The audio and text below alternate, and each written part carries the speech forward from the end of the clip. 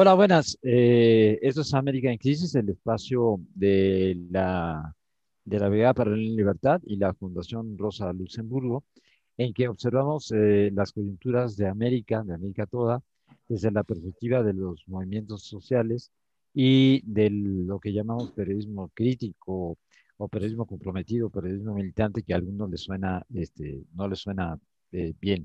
Bueno, Nela representa es la responsable de relaciones exteriores del Frente de Jóvenes de la Revolución Ciudadana. Bien, y si usted, como usted recordará, ella es de Ecuador. Como ustedes recordarán, en 2006 inició un proceso que durante tres periodos presidenciales llevó a la presidencia a Rafael Correa como parte de un fenómeno que se daba en toda América del Sur, o en buena parte, no en toda América del Sur, pero en buena parte de América del Sur, que incluía Venezuela, desde luego, Bolivia y otros países, relacionados por que se llamaba socialismo del siglo XXI, en torno al ALBA. Y vino después algo que nos contará una tradición, una auténtica tradición, ¿no? Que dejó en la presidencia de la República al vicepresidente, y salió a la derecha, y ahora hay unas elecciones en febrero en que el partido que representa, el movimiento que representa Nela, está al frente está al frente. Entonces, bueno, Nela, empiezo por preguntarte si nos dices cómo están las cosas ahora y nos das un contexto que yo hice de manera muy embarrada. Claro. Bueno, buenas noches, buenos días a quienes nos están mirando. Muchísimas gracias por la invitación. Felicitar la iniciativa siempre de América en Crisis. Entiendo, me estaba explicando Jorge hace unos minutos atrás todo esto de Para Leer en Libertad. Me parece maravilloso lo que ustedes realizan. Agradecerles por la oportunidad de poder contar las experiencias que tenemos desde Ecuador. Y sí, bueno, creo que Jorge hizo un gran resumen sobre lo que sucedió en nuestro Ecuador. En el 2006 gana la Revolución Ciudadana, triunfa la Revolución Ciudadana representada por Rafael Correa, quien funda este movimiento político con tendencia de izquierda. Tuvimos 10 años, hasta estos 10 años se le llamó la década ganada, porque tuvimos avances y desarrollo en tema vial, salud, educación. Fue una revolución porque realmente cambió las estructuras de este país. Nosotros veníamos de hechos tremendos como el feriado bancario, que expulsó básicamente a casi 3 millones de ecuatorianos. 3 millones de ecuatorianos tuvieron que emigrar para sostener económicamente a este país con las remesas. Y eso gracias a la derecha, gracias a la banca. Nosotros como ecuatorianos venimos de ese tipo de situaciones. Y luego también teníamos esto de que en el mundo nos conocían como que el deporte de los ecuatorianos era echar presidentes, porque siempre estábamos descontentos con los que teníamos. Y es porque, no sé si cabe decir, eran una sarta de corruptos, incapaces. Entonces, veníamos de todo eso. El Ecuador era un país desmoralizado, un país sin esperanzas, un país que ya no miraba a la política como otra cosa que un espacio negativo, un espacio sucio, un espacio corrupto al que no había que entrar. Todo esto cambia con los forajidos. En el gobierno de Lucio Gutiérrez inicia el movimiento de los forajidos. Y dentro de este movimiento estaba un joven, relativamente joven, un hombre relativamente joven, que se hace llamar un forajido más. Incluso él tiene su número, ahorita no lo recuerdo, pero él tiene, soy el forajido en 1630, por ejemplo. Rafael Correa. Había sido ministro de Economía, él renunció a ser ministro de Economía por algún enfrentamiento que tuvo con el FMI, no estuvo de acuerdo con algunas imposiciones del Fondo Monetario Internacional cuando era ministro, así que renunció. Y luego se lanza para candidato a la presidencia. Tuvo unos debates magistrales, conquistó al Ecuador con sus intervenciones y con un discurso bastante distante de lo que nosotros veníamos viviendo históricamente en nuestro país. Entonces, como que la gente empezó a mirar que era posible un relevo generacional, que era como que el momento de confiar en la juventud. Y bueno, Rafael Correa triunfa, son 10 años de década ganada, como nosotros le decimos. También se cometieron errores, pero había que entender que nuestra revolución era muy joven, apenas y fueron 10 años nada más. Imagínense si hubiéramos podido consolidar esta revolución. La idea era que nuestra revolución fuera consolidada con la continuidad de Lenín Moreno. Lamentablemente, Lenín Moreno traicionó el proyecto político por el que fue escogido, porque a mí me gusta recalcar algo, que es lo que voy a hacer en este momento.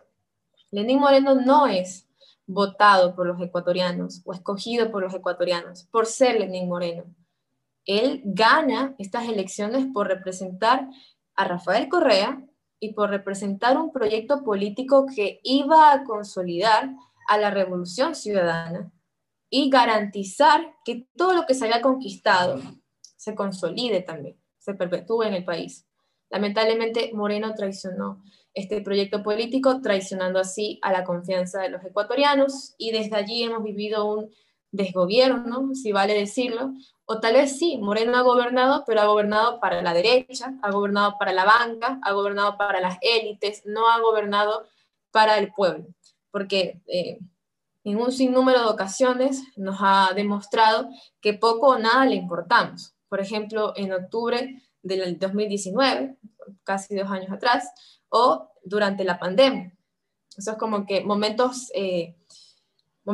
emblemáticos o momentos importantes en la historia de este país, en los que Moreno huyó, en los que no supimos nada de él y no pudo enfrentar una situación como tenía que hacerlo, no estuvo a la altura de las circunstancias. Entonces, al día de hoy, el Ecuador se encuentra en este proceso electoral, es la oportunidad para volver a recuperar lo que teníamos a través de la Revolución Ciudadana, que en este momento se encuentra representada por el candidato a la presidencia, Andrés Arauz, un joven, casi se repite la historia de Rafael Correa, también economista, nosotros decimos por acá muy bien estudiado, tiene un sinnúmero de maestrías fuera de este país, habla varios idiomas, se repite bastante el perfil de Rafael. En este momento nosotros estamos confiando y apostando en Andrés para poder lograr que se recupere lo que en algún momento tuvimos y ahora sí se consolide la revolución ciudadana en nuestro país. Claro, corrigiendo los errores que en su momento se cometieron. Eso es importante.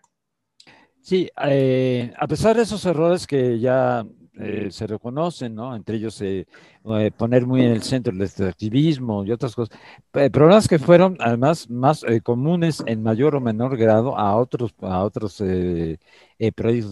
a otros gobiernos del ALBA, ¿no? También y ellos reconocieron, por ejemplo, Bolivia vivió un gran salto, o sea, no es que durante justamente la dictadura para hacer una transformación. O sea, pero recuérdanos también los grandes éxitos de esa revolución ciudadana, porque qué bárbaro, los números son impresionantes, ¿no? Claro que sí, claro que sí. Es importante, por ejemplo, entender que en el 2014, 65 de cada 100 jóvenes accedieron al bachillerato general unificado. Eso fue un hito en la Revolución Ciudadana. Y eso solamente se da porque se cambió la estructura física del sistema educativo. Es decir, se acabaron las escuelas unidocentes, que eran escuelas con un profesor nada más, para estudiantes de distintas edades, con una malla obsoleta. Se cambia eso. Por poner un ejemplo nada más de los logros de la Revolución Ciudadana. Empiezan a hacerse escuelas, colegios de milenio. Ni hablar de los programas de intercambios, los programas de becas. Tú podías acceder, sin importar tu condición económica o social, a cualquier parte, a cualquier universidad de cualquier parte del mundo, solamente por tus capacidades. Tienes que dar una prueba, si acabas tal puntaje, podías estudiar en Harvard, en Oxford, donde tú quisieras, porque la idea era desarrollar este país, incluso científicamente. La pandemia nos demostró lo importante que es la ciencia. Nosotros, gracias a Rafael, tenemos una universidad que es Yachay, que era un proyecto emblemático, bastante, que despertó el interés en muchas partes del mundo. Muchos eruditos vinieron aquí a poner todo su esfuerzo para que esto saliera adelante. Lamentablemente Moreno paralizó esto, desacreditó lo que era Yachay, y los estudiantes en este momento se encuentran de cierta manera desamparados. Los programas de beca, voy a establecer estas comparaciones, ¿no? De lo que tuvimos y cómo Moreno ha frenado esto, ¿no? Gracias al odio que tiene. Los becarios, tenemos becarios dentro del país y fuera del país que hace mucho tiempo ya no están recibiendo lo que recibían mensualmente y se encuentran desamparados, se encuentran estancados. Entonces, esas son las diferencias que teníamos. Estamos hablando de estudiantes que soñaron salir del país, estudiar y regresar aquí y devengar todo lo que aprendieron y que ahora se encuentran en un estancamiento por el desgobierno de Moreno. Eso es un hito en educativo, porque también podemos hablar de lo que se logró con la Revolución Ciudadana en cuanto a salud, en cuanto a lo ambiental también. Por ejemplo, las reservas forestales, eso no existía en nuestro país, tal vez uno a lo mucho. Estábamos hablando de que ya habían reservas biológicas, teníamos el Yasuní Teté, que luego, bueno, pasó esto de decidir, la decisión que tomó Rafael de explotar el 1% de este sector, del Yasuní Teté, entendiendo que era necesario.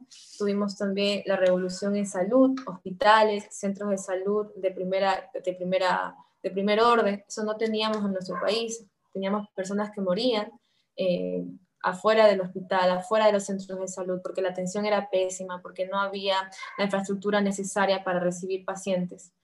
Nosotros hemos llegado, incluso la prensa internacional lo reconoció. Si no hubiera sido por la infraestructura en salud que dejó la Revolución Ciudadana, en la pandemia Ecuador no hubiera podido responder. O sea, Moreno no respondió. Moreno no respondió. Incluso esta entrevista da muchas vueltas, se hizo muy mediática en ese momento, en el momento de la cumbre, el momento cumbre de la crisis ecuatoriana en cuanto a COVID. Salía mucho esta entrevista en la que Moreno decía que para qué hacer más hospitales si no eran necesarios, que lo que había hecho Rafael eran elefantes blancos, no era necesario tener tantos hospitales. Esa es una entrevista que se hizo viral y después, con la pandemia, básicamente tuvo que cerrar la boca.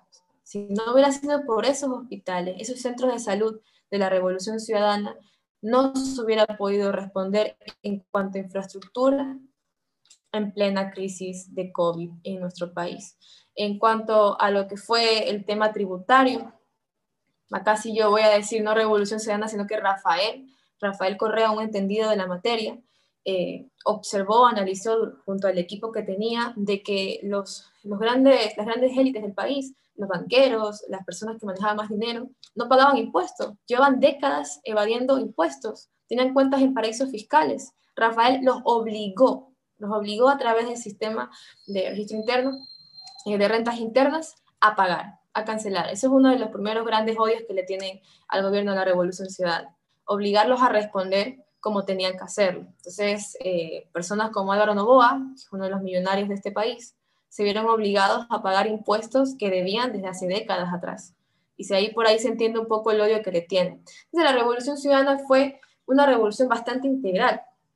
En el tema de las mujeres, si bien el movimiento feminista, yo soy feminista obviamente, si bien el movimiento feminista tiene muchas críticas hacia el gobierno de Rafael Correa, hacia ciertos pronunciamientos que él tuvo, hay que reconocer que la participación de la mujer en política se disparó, porque Rafael obligó a la paridad, es decir, que hubieron 50-50 en la Asamblea Nacional, y lo logró. Llegó un momento en la Asamblea Nacional que éramos 50-50. Nosotros, gracias a la Revolución Ciudadana, tuvimos a la primera presidenta en la historia de este país como en la Asamblea Nacional, que fue la compañera Gabriela Rivadeneira. Eso era antes un sueño nada más.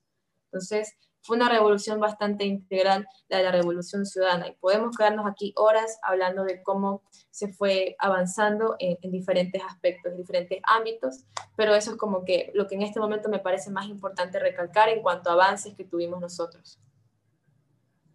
Y llegan a estas elecciones, bueno, llegan como la fuerza número uno, ¿no? Pero explícanos bien cuáles son las fuerzas, las otras fuerzas, cuál es la propuesta de la Revolución Ciudadana y cómo es el proceso electoral. Y luego te haré algunas preguntas que están haciendo ya eh, en quienes participan, ¿no? Claro, bueno, en este momento nos encontramos, como tú decías, primera fuerza electoral. En primer lugar, en todas las encuestas nos sigue Guillermo Lasso y luego está Yacu Pérez. Tenemos 16 candidatos a la presidencia. 16. Es un número me parece, no sé si vale decir astronómico, bastantísimos candidatos, imagínense, pero esos son los que tenemos. Los tres primeros lugares están ocupados, como lo dije, Andrés Arauz, Guillermo Lasso, Yacu Pérez. Bueno, Andrés Arauz, el candidato de la Revolución Ciudadana, Guillermo Lasso, el candidato de la banca, el candidato de las élites, el candidato de la derecha ecuatoriana, y luego está Yacu, que dice representar a todo el movimiento indígena cuando no es así. Acá sí me gustaría como que puntualizar ciertas cosas, por ejemplo, Guillermo Lasso y quién es él, a qué representa. Guillermo Lasso fue parte de la Junta Económica en el 99, a esta junta es a quien le debemos que haya un feriado bancario, que el Ecuador se haya dolarizado, porque congelaron los fondos de la mayoría de los ecuatorianos que tenían en bancos, en pequeñas cooperativas, los congelan, se los llevan en un fin de semana y luego nadie responde. Entonces, para salvar económicamente al país, esa fue como la justificación, tuvieron que dolarizarnos. Perdimos nuestra propia moneda, que era la del sucre. Entonces, tuvimos una caída económica terrible y ahí es como perdimos casi 3 millones de ecuatorianos. Dejaron a sus familias, pues familias rotas, porque tuvieron que emigrar a España, a Italia, a Venezuela, para poder sobrevivir y gracias a las remesas que ellos enviaron, Ecuador se sostuvo económicamente. Entonces los migrantes básicamente nos salvaron en la década del 90, iniciando el 2000. Eso es Guillermo Lasso, a eso representa. Y ahora, otro paréntesis que hago sobre Guillermo Lasso, en plena pandemia, su banco, porque Guillermo Lasso es banquero, su banco es el que más ha ganado. ¿Cómo es que en plena pandemia Guillermo Lasso se ha enriquecido más, mientras que el pueblo se ha empobrecido? Entonces, eso como que los factores a los que nosotros apuntamos cuando queremos comparar a Andrés con la oposición, con quienes se enfrenta. Guillermo Lasso, también para poner en contexto, se ha aliado con porque toda la derecha se ha aliado en este momento. Lamentablemente la izquierda en el Ecuador está dividida, que no es como un caso particular, sucede en muchas partes también, la izquierda le cuesta como coincidir, ¿no? O sea, la derecha en el Ecuador está más unida que nunca. De hecho, se hizo una alianza, creo que es la segunda vez que se hace una alianza así, porque es muy complicada, que es entre las seis, que es una de las mayores fuerzas políticas de la derecha en el Ecuador, y entre las. Pero están tan desesperados por impedir que Arauz llegue, que llegaron a esa articulación, ¿no? Llegaron a esa conciliación. Y luego tenemos a Yacu Pérez, que fue prefecto de la SUAY, que no hizo un buen trabajo, que renunció para ser candidato a la presidencia. Yacu dice representar al movimiento indígena, pero, ojo aquí, cuando fue el golpe de Estado en Bolivia, mientras los indígenas bolivianos estaban muriendo, siendo reprimidos, violentados por las fuerzas policiales bolivianas, por las fuerzas militares, Yacu fue de los que aplaudió el golpe de Estado. ¿Cómo él va a decir que representa el movimiento indígena y luego va a aplaudir el golpe de Estado de la derecha en Bolivia?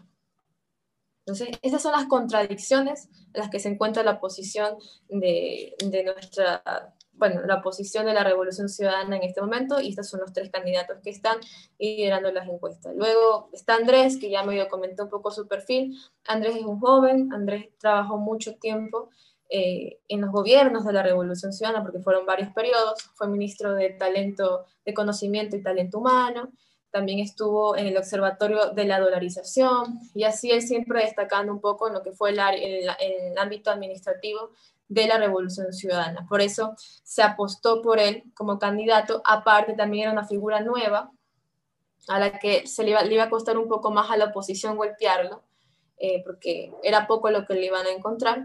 Es una persona muy preparada y confiamos en él para que pueda asumir el proyecto de la Revolución Ciudadana y llevarlo a buen término y por fin, de una buena vez por todas, consolidar la Revolución Ciudadana en el país.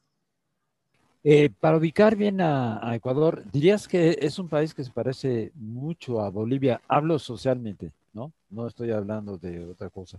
Sí, se parece, tiene una historia semejante, sí, no, para que lo ubiquemos, ¿no? Pues, yo estuve en Bolivia en el 2014. Tengo apreciaciones distintas desde Bolivia. y también parecidas a lo que nosotros vivimos, ¿no? El movimiento indígena, por ejemplo, la apreciación que yo me llevé cuando estuve allá y de lo que obviamente siempre estoy leyendo y conversando con los compañeros es que el movimiento indígena está mucho más fortalecido que en el Ecuador. Al menos en el Ecuador, para poner un poco en contexto, el movimiento indígena retoma sus fuerzas en el estallido social de octubre, porque sí estaba un poco debilitado, sobre todo por el divisionismo que hay en sus filas internas. Y Bolivia yo no encontré eso, en Bolivia estaba bastante fortalecido, asumo yo que es por la representación de Evo Morales, ¿no? Evo Morales es un indígena también. Pero bueno, diferencias muy pocas, se parece bastante, incluso el tema constitucional, Evo asume, cambia la constitución, llama a la constituyente. Rafael asume y llama a la constituyente también. Entonces, ambas revoluciones, tanto la revolución de Bolivia como la revolución ciudadana, eh, parten de allí, de un cambio de constitución, y son constituciones integrales, incluso constituciones que empiezan a tomar en cuenta cosas que jamás se habían mirado. O sea, todos los sectores estaban representados en ambas constituciones. Hasta la naturaleza deja de ser un objeto para convertirse en sujeto, tanto en Bolivia como en Ecuador. Eso es bastante interesante. Entonces, sí hay ciertas similitudes con los procesos que tenemos en ambos países. Tal vez un poco lo que es la organización partidista, la organización social, no somos tan similares, pero en cuanto al proceso como tal, es bastante parecido. Eh, sí, sería también que sería un triunfo en Ecuador, completaría un mensaje muy alentador, ¿no? Después de lo de Bolivia, de que Venezuela haga lo que haga, los Estados Unidos y la derecha venezolana sigue ahí, ¿no? Parece inamovible. Bueno, y tenemos el proceso argentino y viene al alza el chileno que va a ser, que puede ser, ¿no? Un parteaguas más lo que viene del norte de Estados Unidos. Pero bueno, dejémoslo de Estados Unidos porque es un poco aparte. Pero lo que pareciera poder constituirse otra vez lo que ya hubo, ¿no? Un bloque, el bloque está en torno al ALBA, que fue el faro del mundo. O sea, eh, y ahora, bueno, Bolivia sigue siendo el faro del mundo, Venezuela tiene mucho de eso. Y a mí me da la impresión de que Ecuador, al sumarse, bueno, completaría, ¿no? El cuadro. Hay algunas preguntas, dos preguntas que suenan muy interesantes. Si quieres te las hago, aunque las contestes en este momento o no, ¿no? Susana García pregunta, bueno, primero, Alina Duarte, a quien extrañamos mucho, como siempre, porque te mando saludos, ¿no? Bueno, nos mandan saludos a todos, también a los espectadores. Y Susana García pregunta, en Ecuador, ¿cómo ven a México? ¿Es real esta imagen de México como un país que llegó tarde a estos gobiernos de izquierda y nos ven como parte de América Latina o no? Más bien, subrayemos la segunda parte, porque lo primero, compañera Susana, pondría en una situación delicada, ¿no? A Nela a la hora de contestar, pero sí nos ven como parte de América Latina. ¿Qué tan distante ven a México? La otra es de Roberto Rodríguez y pregunta, ¿nos podrías platicar cómo están afrontando la pandemia en su país? ¿Se han desmovilizado al mismo nivel de lo que está pasando en México? Claro, aquí hay que subrayar que estamos bajo un gobierno de facto de derecha, ¿no? En este momento. Es decir, no podemos, eh, vas a contar seguramente cosas muy malas, ¿no? De lo que está sucediendo. No podemos compararlo con lo que está sucediendo en México, con lo que está pasando en México, creo, ¿no? Pero bueno, eh, si quieres contestar a esas preguntas, si quieres, avanzamos. Claro que sí. Primero que nada, saludos a Alina, un abrazo enorme, muchas gracias por los saludos. Con Alina, como lo comenté en algún momento, compartimos la Escuela del Buen Vivir, que era un proyecto de Cancillería en el Ecuador, porque igual la Revolución Ciudadana incluso también revolucionó el tema de relaciones externas. Entonces, empezamos a articularnos con todo el tejido que había en América Latina y el mundo, y se hizo este programa, fue un programa bastante interesante, se llamaban a jóvenes de todo el mundo a conocer lo que era la Revolución Ciudadana, y a compañeros ecuatorianos también para que sean parte de esta escuela. Ahí conocí a Lina, luego tuve la oportunidad de encontrarme a Lina en el Festival Mundial de la Juventud en Rusia. Y bueno, ahora también como que la militancia, el activismo político nos ha encontrado en diversos espacios. Yo admiro muchísimo lo que ella hace, le envío un abrazo enorme desde Ecuador. A la compañera, me parece que se llama Susana o Sandra. Susana, Susana. Susana. Bueno, sí es como que un poco complicada la primera arista de la pregunta, porque como decía un poco Jorge, es como meterme en un apuro. No sé si sea mal tomado lo que voy a decir. Yo no creo como que entró tarde, un poco a destiempo, ¿no? Pero era por las condiciones. Hay que entender que eran las condiciones. México siempre ha tenido esta particularidad de que la derecha arremete con todo, los medios de comunicación también son una fuerte oposición, entonces no diría yo que tarde ni nada por el estilo, solo a destiempo. Y nosotros, por supuesto, que vemos a México como uno más, como América Latina. Incluso cuando gana Andrés Manuel López Obrador, AMLO, y vemos a Morena también surgir, lo miramos con excelentes ojos, ¿no? Como que qué bien lo que se está haciendo en México, como la esperanza de eso precisamente, ¿no? Hay esperanza, vamos allá. Entonces México resistió, acaban de triunfar, es la victoria popular, nosotros tenemos que apuntar hacia allá. Entonces México significó como que esa luz que mantenía viva la esperanza para los países de Latinoamérica que nos encontrábamos gobernados bajo regímenes de derecha, Argentina, Chile, Ecuador. Yo contestaría esa pregunta de esa manera. Incluso ahora nosotros miramos a México, por supuesto, con buenos ojos, el tema de Morena, el tema de AMLO. Y en cuanto a la pandemia, bueno, aquí en el Ecuador el tema de la pandemia es bastante como que indignante comentar lo que sucedió acá.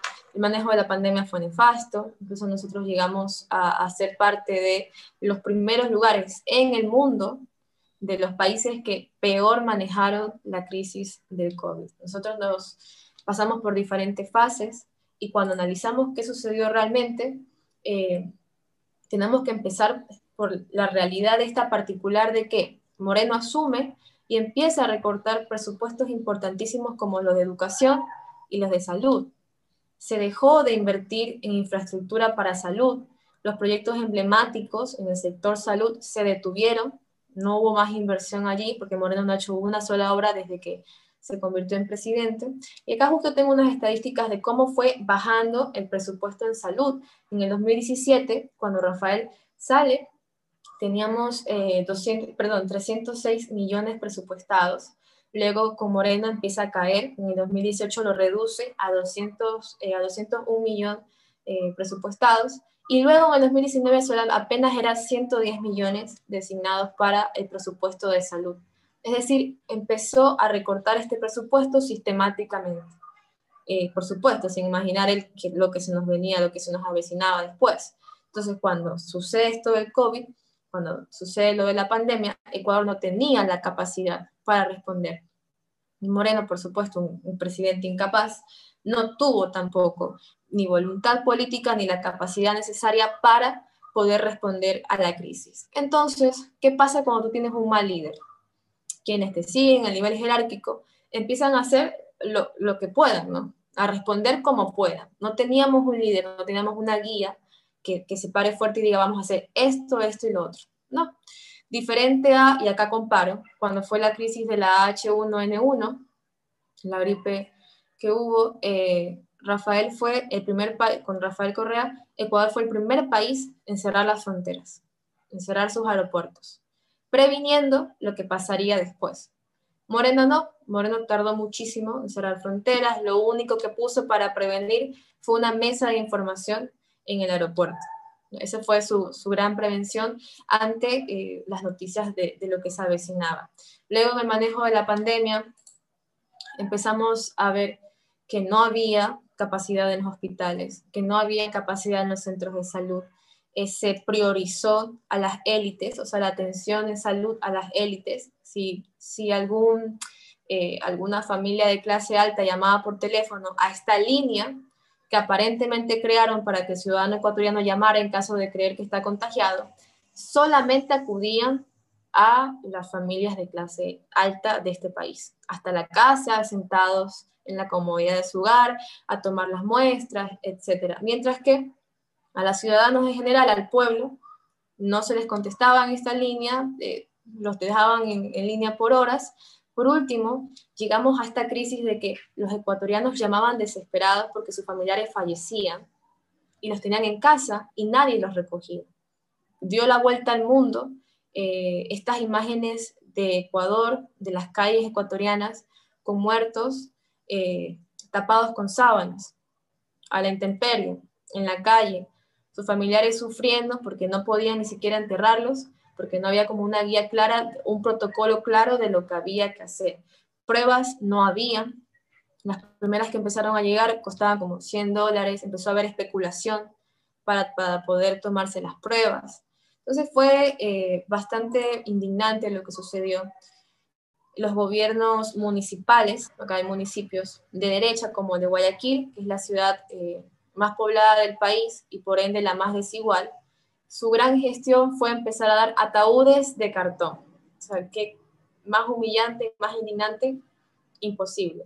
En las noticias, las noticias eran bastante extrañas.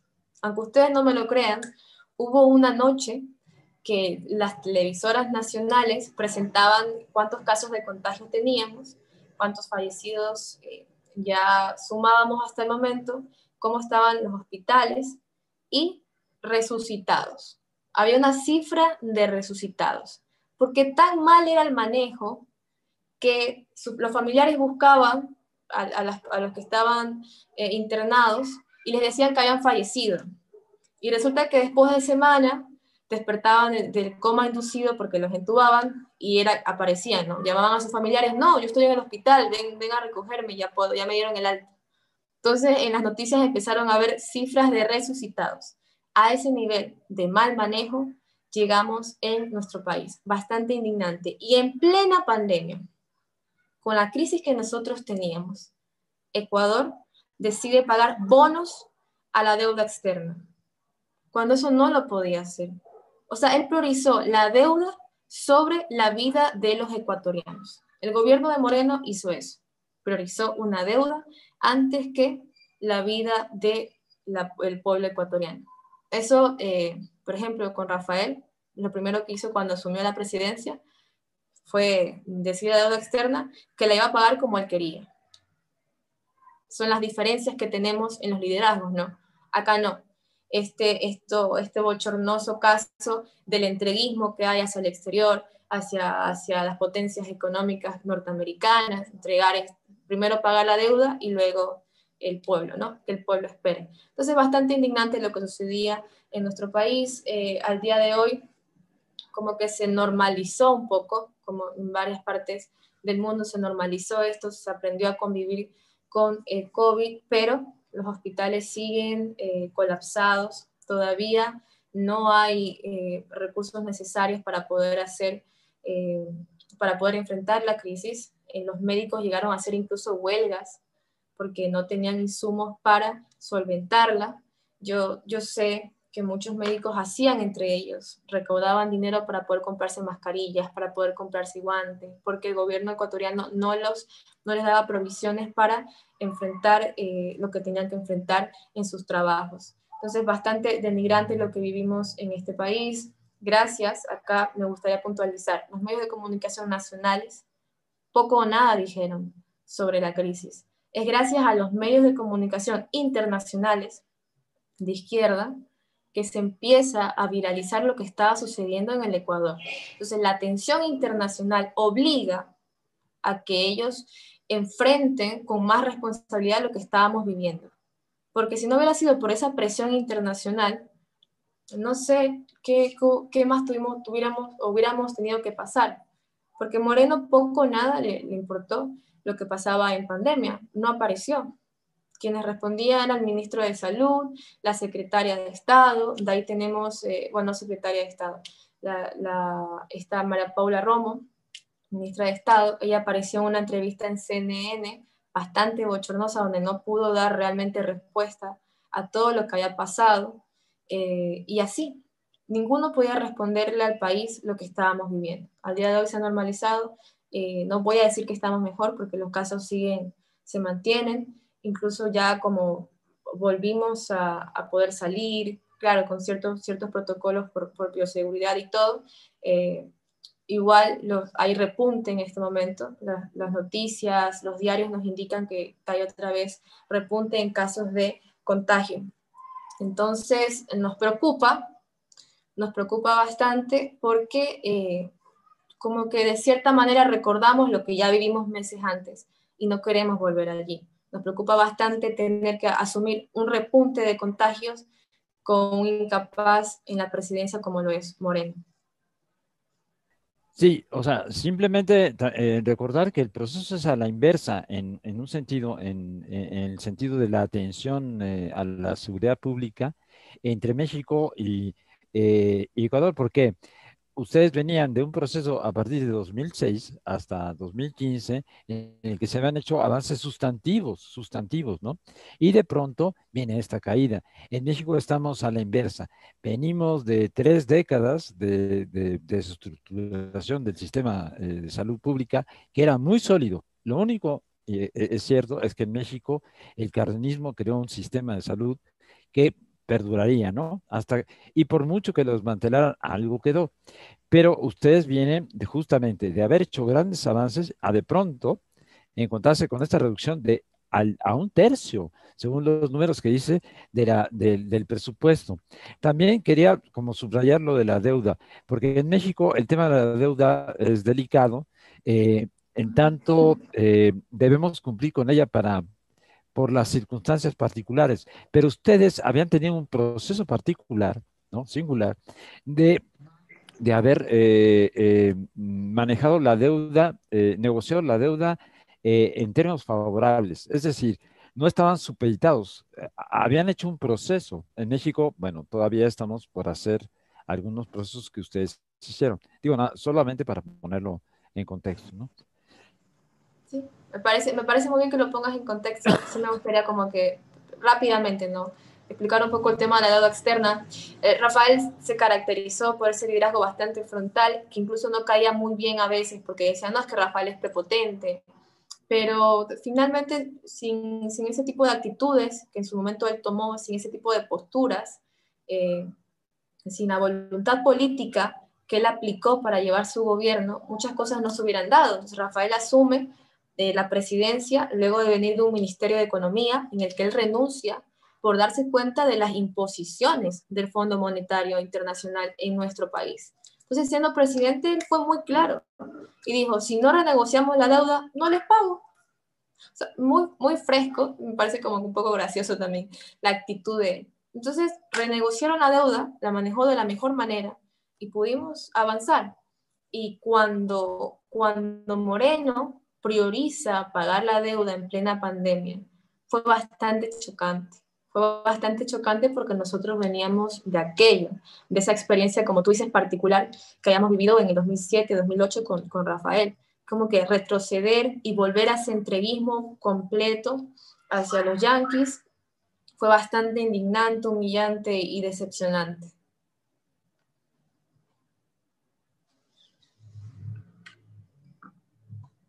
Eh, y cómo, bueno, entonces las elecciones son el que gana la primera vuelta por mayoría simple gana, ¿sí? ¿Es así? No se necesita un Sí, porcentaje, un 40%. balotaje, como dices, Sí, no se necesita un porcentaje. Ah, 40%. ok. Ujú. Con el 40% tú ganas en primera vuelta, o sea, con 10 puntos arriba tú ganas en primera vuelta. Nosotros en este momento estamos con 37,5%. Ese es nuestro puntaje según las encuestas. Bueno, varían, ¿no?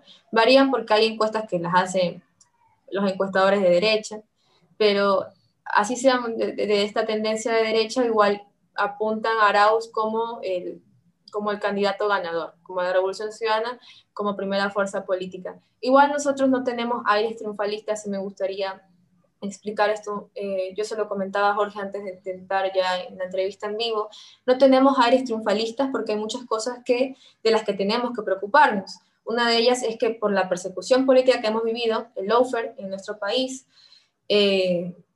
hemos tenido que, no sé si decir desorganizarnos porque no es el término, pero no hemos podido poder movilizarnos solo en un partido o en un movimiento político. Hemos tenido que estar saltando de uno en uno, prestando movimientos, porque no se nos permitía participar con nuestro propio movimiento. O sea, la traición fue tenaz, como dicen en Colombia.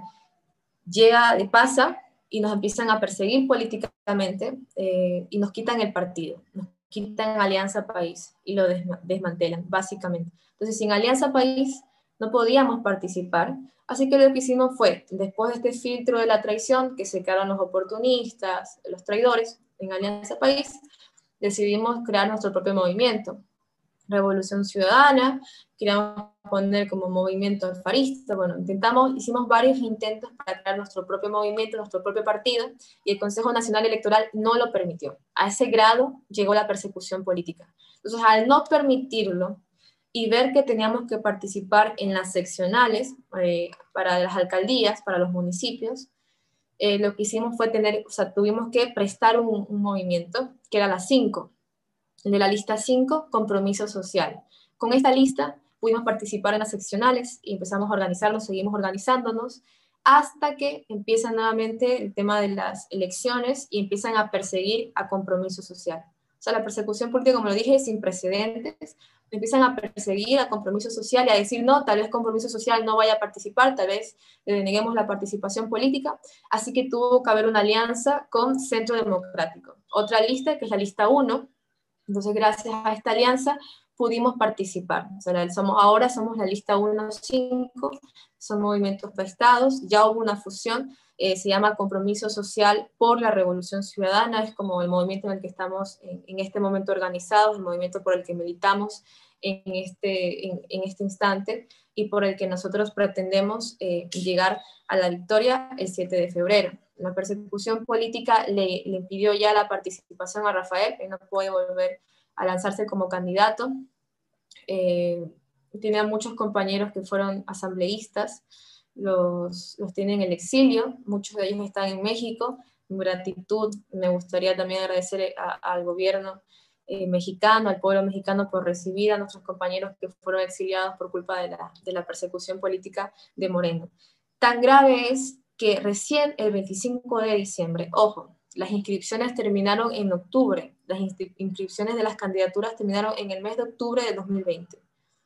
Y recién en diciembre del 2020, 2 meses después, recién el 24-25 de diciembre, el Consejo Nacional Electoral, después de muchas disputas con el Tribunal Contencioso Electoral, da paso a la candidatura de Andrés Arauz, porque hubo un sinnúmero de impugnaciones para no permitirle participar en estas elecciones. Entonces, 2 meses después, recién se nos confirmó que sí iba a poder ser candidato Andrés Arauz por la alianza 1-5. Ahora, un poco queriendo no comparar con el proceso boliviano porque es demasiado virtuoso, ¿no? Lo que sucedió en Bolivia es pasado ya, ¿no? O sea, es pasado de bueno, ¿no? Pero me imagino que esta involución hizo emerger, ¿no? A nuevas figuras, nuevos impulsos, eh, o sea, que de alguna manera salieron, no sé si reforzados, pero sí de alguna manera renovados, ¿no? Habrá nuevos liderazgos, habrá un sentido más movimentista, tal vez, ¿no? Eh, Contra una estructura que ya sabía, ya como tú adelantaste, y como sería en todas las revoluciones populares del sur, bueno, había problemas de transitar, de seguir avanzando, ¿no? Entonces llegaba un punto en que bueno, aquí a lo mejor fue un revulsivo, un terrible revulsivo, eso sí, ¿no? Lo de Lenin Moreno fue un terrible revulsivo, pero a lo mejor no sé si esto hizo avanzar ciertas cosas en términos de organización de la izquierda. Sí, claro que sí. Nosotros decimos que lo único positivo de la traición fue esta depuración, si se vale el término, que hubo dentro de las filas de la Revolución Ciudadana, pues se quedaron los los que realmente confiábamos en el proceso, los que estábamos militando por bienestar colectivo, por el interés colectivo, más no por un interés personal. Con Moreno se quedaron los traidores, los oportunistas, entonces la traición fue un filtro para nosotros y también, no sé si decir lección, porque fue difícil. Estamos hablando de que nos habíamos organizado siendo gobierno, porque Alianza País surge, obviamente gana Rafael, pero Rafael era gobierno, por ende Alianza País, que era el movimiento de Rafael, estaba trabajando siendo gobierno. Cuando sucede la traición, probamos lo que era el militar sin ser gobierno, que es mucho más difícil, y con una persecución política, y con la oposición en contra, y con todo, si se me permite decirlo, en contra. En la Revolución Ciudadana tuvo que pasar por muchísimos obstáculos. Como militante, a pesar de mi juventud, sí hubo momentos en los que yo decía, esto es increíble, es imposible por lo que estamos atravesando. Primero, no se nos permite participar, luego la persecución que había, no podíamos, bueno, no voy a generalizar, pero había muchos compañeros que no podían decir abiertamente que eran de la Revolución Ciudadana porque los votaban de sus puestos de trabajo. Hubieron muchísimos despedidos por simpatizar con la Revolución Ciudadana. O sea, era una persecución política sin precedentes. Y pudimos darnos cuenta quién era quién, quiénes habían sido compañeros de verdad, quienes sí realmente creían en una revolución, eran revolucionarios de izquierda, y quienes solamente estaban por un interés personal, quienes solamente eran oportunistas. Entonces, esta lección, aparte, nos ayudó también a aprender a organizarnos mejor. Como tú decías, el tema del relevo, el relevo de liderazgos, el relevo generacional, tomaron la posta figuras nuevas, a ver esto de que muchos salieron de las filas, dejaron las filas, empezaron a asumir compañeros que a lo mejor siempre habían estado militando, pero con bajo perfil. Estamos en un punto de, bueno, ¿ahora quién asume? Y se crearon estos nuevos liderazgos, empezaron a emerger. Y asumían personas, compañeros, afortunadamente que los conocíamos en la militancia y que con total confianza y por supuesto con mucha emoción, claro que sí, vas tú, te toca a ti. Y seguíamos, y trabajábamos con este compañero o esta compañera. El tema de los jóvenes también bastante impresionante. Lo que aprendimos fue que hubo un despertar político en la juventud gracias a la Revolución Ciudadana. Y la mejor prueba de aquello fue que con la traición, esta juventud apareció como una nueva oleada de jóvenes militando por un proyecto político diferente ya, un proyecto político que había sido traicionado y que estaba de cierta manera desarticulado, que estaba volviendo a estructurarse, estaba renaciendo, por así decirlo. Entonces lo único positivo que tenemos de la traición son las lecciones que nos dejó. Al día de hoy nos encontramos mucho mejor organizados, nos reconocemos. Una de nuestras consignas como militantes es que en la militancia tú conoces y reconoces. Porque tú empiezas a caminar con tus compañeros, con tus compañeras, y te das cuenta quién está trabajando por un proyecto, quién está trabajando por una causa, por el bienestar colectivo. Entonces, reconocernos es maravilloso. Eso es lo bueno de la militancia, es eso, nos permite reconocernos. Entonces, en este momento hay como la confianza de decir, este compañero no nos va a traicionar, pase lo que pase, porque ya tuvo la oportunidad de abrirse, de irse y no lo hizo. Ya fue perseguido políticamente y aún así no lograron atemorizarlo. Siguió aquí en pie de lucha. Entonces, es lo Y aparte positivo de hay, la traición. perdón, aparte hay este momento de octubre de 19, ¿no? Que se llama el octubre de, ecuatoriano, porque realmente es, y trata de imponer Lenin Moreno, el paquetazo se llamaba, ¿no? Sí, Trata paquetes. de imponer medidas que le dicta el Fondo Monetario Internacional y se las echan atrás. Bueno, eso no es cualquier cosa, eso no pasa todos los días, ¿no? Eh, realmente fue un gran fracaso del Fondo Monetario Internacional. Bueno, entonces me imagino que eso también estimula, ¿no? La vida. Y algo que es muy importante, se movilizan, es decir, es un Ecuador en el que no solo hay un proceso de organización partidario, sino también de movilización, ¿no? Que eso es muy importante, ¿no? Sí, por supuesto que Eh, sí. El tema de la organización civil, la organización social, fuera del partidismo, fuera de la organización política, llamada a una causa en común, bastante interesante, bastante en particular, por dos aristas. Primero, por lo que yo decía al principio, ¿no? El Ecuador había sido caracterizado por mucho tiempo, décadas atrás, de ser este país que votaba a los presidentes a cada rato, que no nos dejaba gobernar porque cualquier cosa que molestaba salíamos a las calles y los echábamos. Éramos conocidos de cierta manera por eso. Entonces no había estabilidad política en nuestro país y ese es un problema. En el gobierno de la década ganada son 10 años, varios periodos ganados, logramos tener estabilidad política. Y siempre ha habido esta preocupación, si vale el término, o sea, la Revolución Ciudadana nos desmovilizó en las calles, porque ha habido tanta estabilidad que hace mucho no tenemos estallidos sociales, hace mucho no sabemos lo que es salir a las calles a votar a un presidente. Incluso nosotros creíamos, bueno, la población ecuatoriana está dormida porque no reacciona. Moreno está haciendo esto, y ya no es el ecuatoriano de antes que salía a las calles.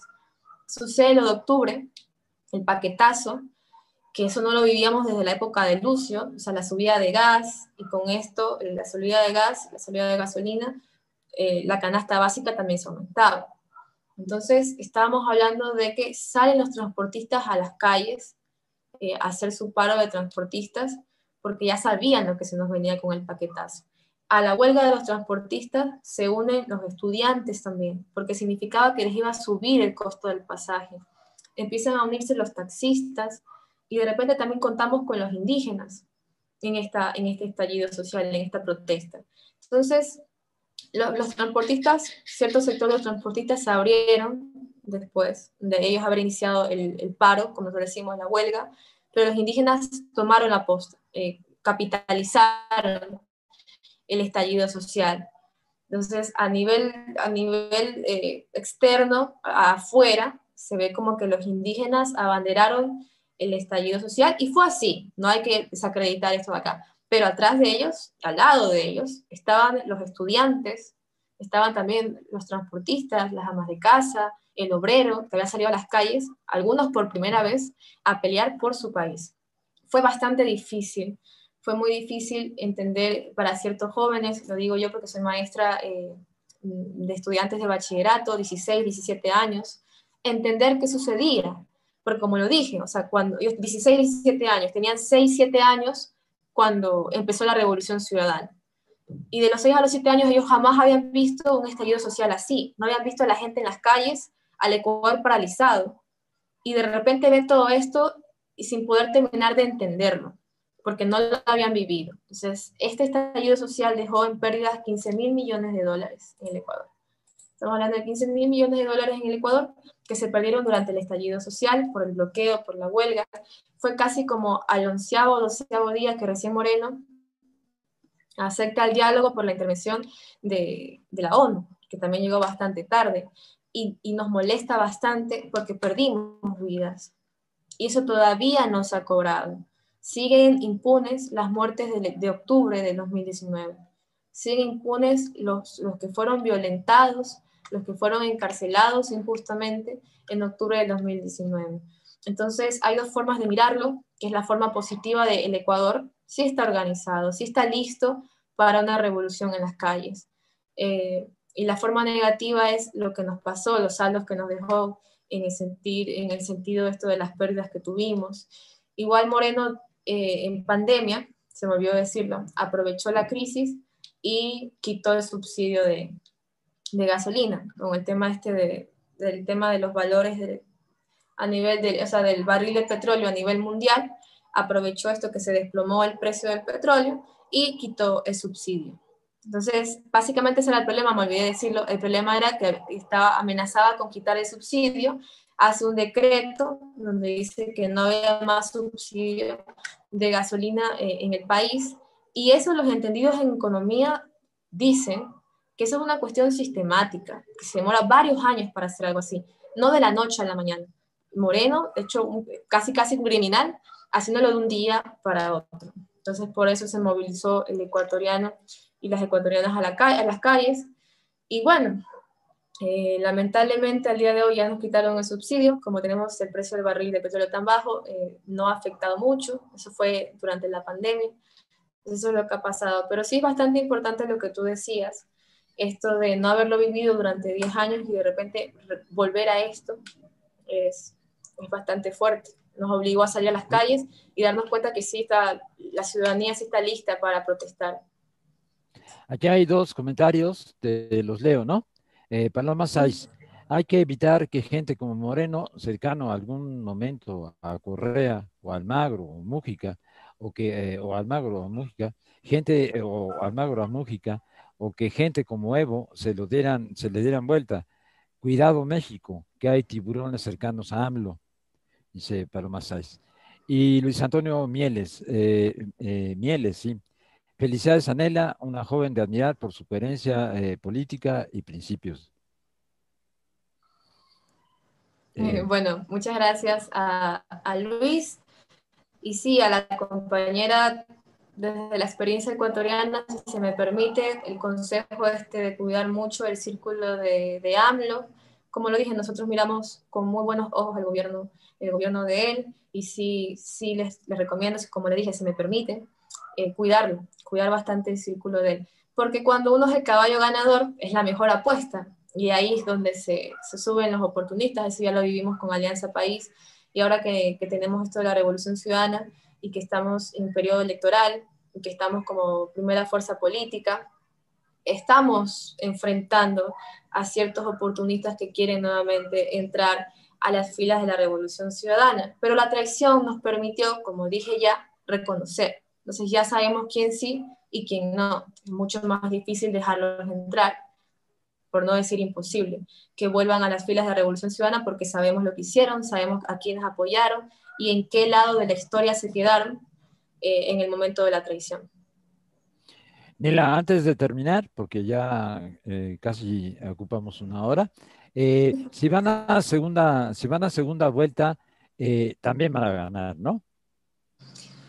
La segunda vuelta nos preocupa, yo voy a ser muy, muy sincera, como dije, no tengo ningún ánimo de sonar triunfalista, siempre desde la preocupación, tampoco ser pesimista, ¿no? Pero la segunda vuelta nos preocupa porque significa tener, o sea, la derecha ya está aliada en este momento, pero tenemos a estos candidatos de pseudoizquierda, pseudoizquierdistas, que estamos seguros que se van a confabular con la derecha y se van a organizar. Entonces ahí sí, si nosotros creemos tener todo en contra, si nos vamos a una segunda vuelta, tendremos absolutamente todo en contra. La oposición, los medios de comunicación, va a ser mucho más difícil asumir la postura de ser candidatos, la postura de una campaña. Por eso la consigna es ganar en una sola vuelta.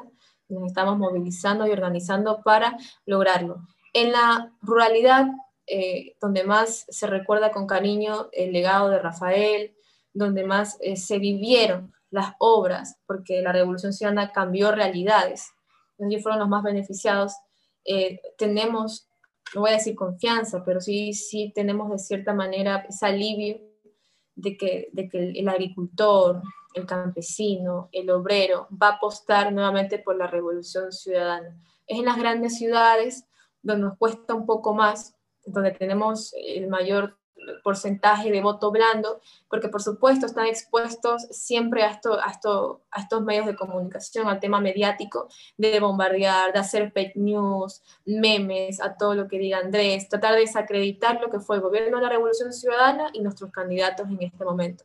Entonces tenemos como que bien sectorizado, mapeado un poco dónde tenemos que apuntar, sin confiarnos en absolutamente nada. Así que segunda vuelta, será complicado. Nos conviene ganar en una sola vuelta, en esta primera vuelta. Ojo, no estoy diciendo que vamos a perder si vamos a una segunda vuelta, solo que es más complicado si no lo ganamos en la primera.